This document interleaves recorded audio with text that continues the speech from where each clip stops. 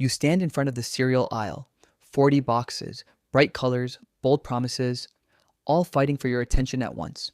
You came in for breakfast. 5 minutes later, you're still standing there, holding two boxes, putting one back, picking up a third. Nothing about your life actually changed in those 5 minutes, except your blood pressure. This isn't a willpower problem.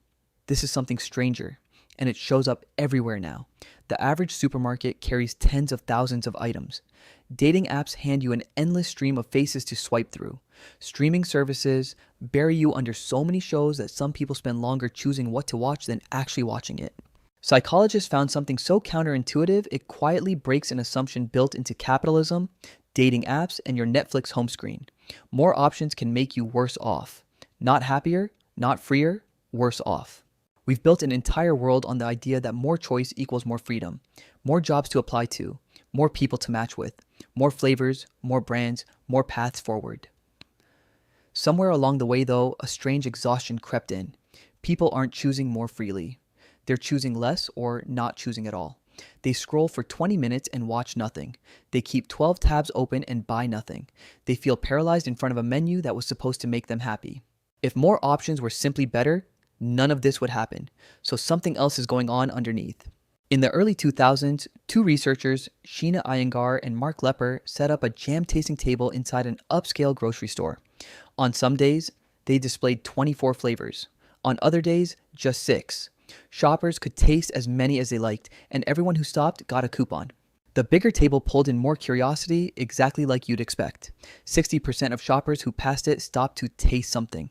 With only 6 jars out, just 40% stopped. So far, more options were winning, easily. But when it came time to actually buy a jar, the numbers flipped hard. Of the people who tasted from the giant 24-jar table, only about 3% came back to buy any.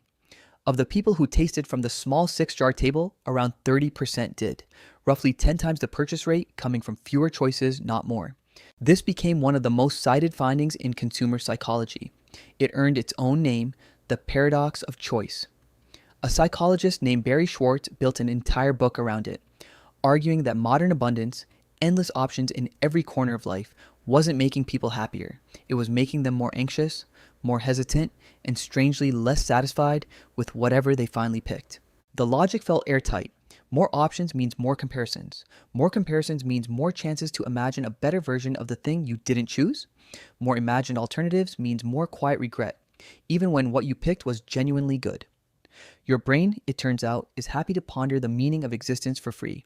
Ask it to pick between 24 jars of jam and it quietly short-circuits. But here's the part most retellings of this story leave out. Years later, other researchers tried to repeat the jam experiment. Not once, but across dozens of separate studies with different products, different settings, different groups of people. A large analysis combining results from 50 of these experiments found something humbling. On average, the effect was close to zero.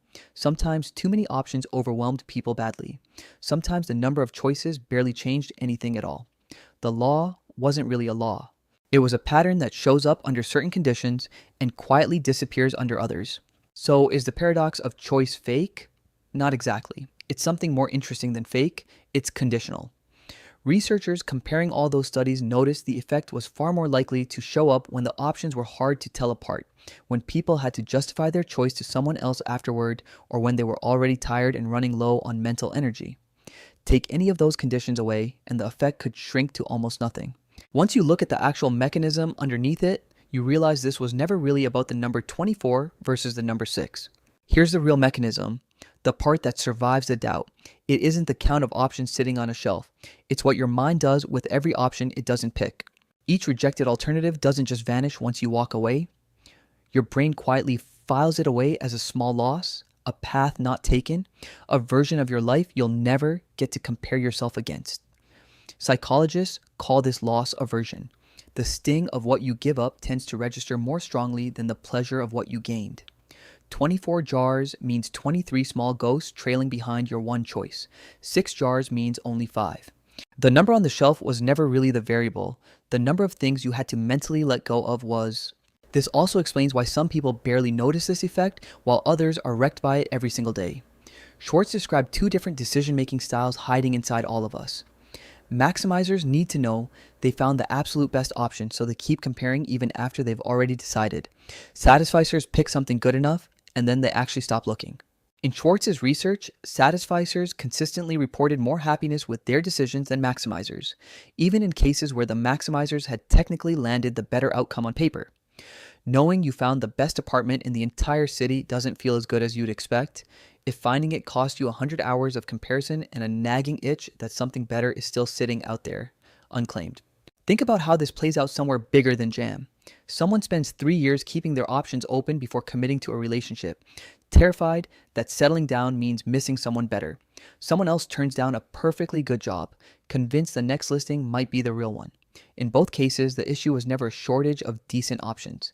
It was the unspoken belief that somewhere out there, an objectively best choice exists, and that finding anything less means failing.